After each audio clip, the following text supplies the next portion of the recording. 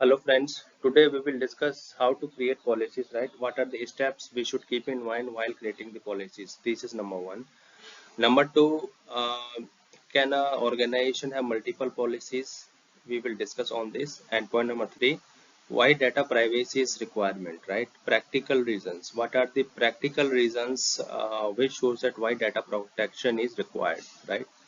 So these are the few questions we will try to discuss today, in which 100% ask interview question is what steps you should keep in mind while creating the privacy policy. So guys, let's begin the session.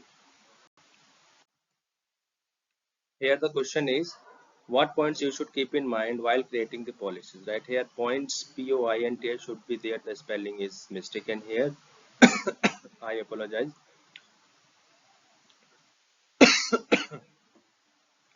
So privacy policy should be described by the DPO. This is point number one. DPO is the data protection officer, right? DPO who is responsible to manage, create, modify, altering the policies, right? The privacy policies. So DPO should be in picture, right? If anyone asked, so first point is this: who is responsible? DPO is responsible, right? Next is what are the steps you should follow. So number one is understand business and legal requirements, right?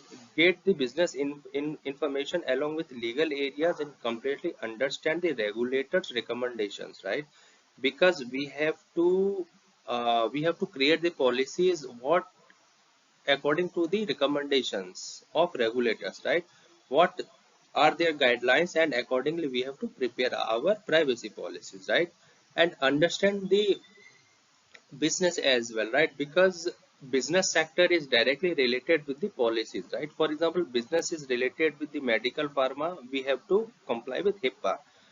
If privacy information they are collecting, we have to comply with GDPR or CGCA according to the locations, right? And if transactional information they are collecting, then the PCI one. So understand the business, right? Understand the business, and accordingly you have to comply with the applicable regulations. Next is define scope and statement. Guys, scope is a title in policy in which we can mention the business processes, right? What is the purpose of policies, right? For which purpose we are creating, and regarding which area this policy is applicable for, and which branch, right? Country means, as I discussed earlier, for example, UK regions, then different regulations, right? US different regulations, Asia regions different regulations. So country matters here, area matters here. And apart from this, contact information and business key people's like contact information of key business people should be mentioned in scope, right? So this is the fundamental of scope. So ensure that scope should be there while creating the privacy policy. Next is include the type of information business is collecting, right?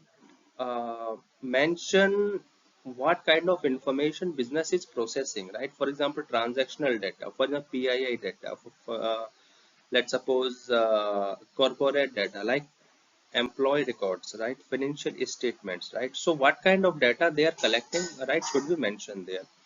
Next is how to collect and why to necessarily collect. How to collect, right? What is the channel of collecting, right? Any for example, API communications, right? Or by emails, right? Or by visiting to the personal office. So what are the channel applicable for the collection of information, and why necessary to collect, right? What you have to do uh, regarding this data, right? How I mean, how you process, right? Why it is necessary to collect the data, right? Uh, to circulate the business reasons. So you have to mention something like that.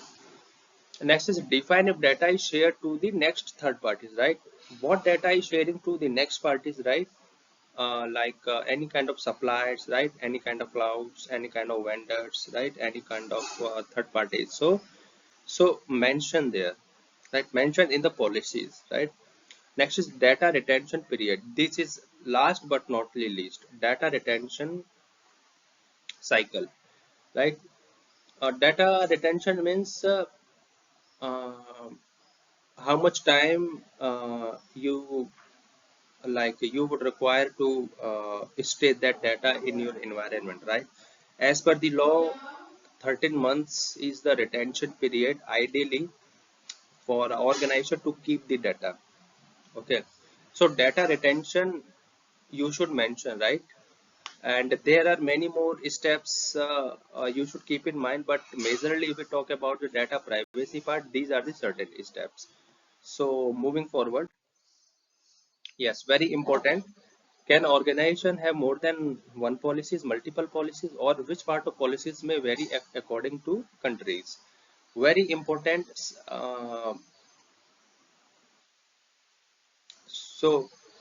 Actually, interviewer wants to know whether you have very specific knowledge in policies, GRC or not. Okay, so an organization have only one master policies, but it may be categorized reason wise. So every organization have a single that is called as master policies. Rest of the policies, for example, conjunction policies may differ from location to location or region to region wise. Okay, let's try to understand with an example. A multinational company having customer in multiple locations. Example, Australia, UK, and US, Asia, and all. Right. So company have to comply with US regulations because they have customers in US. Right. For example, HIPAA if deals in pharma or CCPA. And similarly with Australia and UK regulations as well. Right. So in which area business is processing, right? They have to comply with the local regulators. Right. So only the major thing, the compliance part, that means the regulations part may vary according to the regions wise. I hope this concept is clear. If you have any doubt, do comments. I will cover the session again. Okay, but do comments. Next question is why PII protection is important. Can you explain practically reasons? So data privacy is important for several reasons. Number one is personal data can be used for nefarious purpose, example financial fraud, identity theft, etc. Guys, what is nefarious? Nefarious is related to the crime sector, right? In which one can like take identity of others and misuse that. So this is a nefarious. So others personal data someone can collect and maybe use for financial fraud, right? Identity theft, etc. Next is personal data can be sold to third party vendors who thereafter use for advertisement purposes, right? And target the users. This is not recommended at all. Next is personal data can be used to make decisions about someone, example whether eligible for loan, insurance sector, and this decision may be unfair because of inaccurate or incomplete data. Very important, right? Because if anyone is processing incomplete data, then it's very unfair because the genuine person is impacting because of it, because someone who is non authorized, he or she is processing the data. However, that data is not okay, right? That data is not correct, that data is not accurate, and the genuine person is impacting there. If he requires loan or insurance genuinely, then he may fail, right? So this is all about the today's session, guys. Next video on privacy we will discuss on coming Sunday. um, Thank you so much. You can comment me if you have any query. Okay, if you wish to want me to make topic on a specific video, right? Mention your topic, and if you want to connect one-on-one, do email me, and I will try to respond as soon as possible. Thank you so much. Kindly subscribe with the bell icon and don't forget to share. Thank you so much. Have a nice day.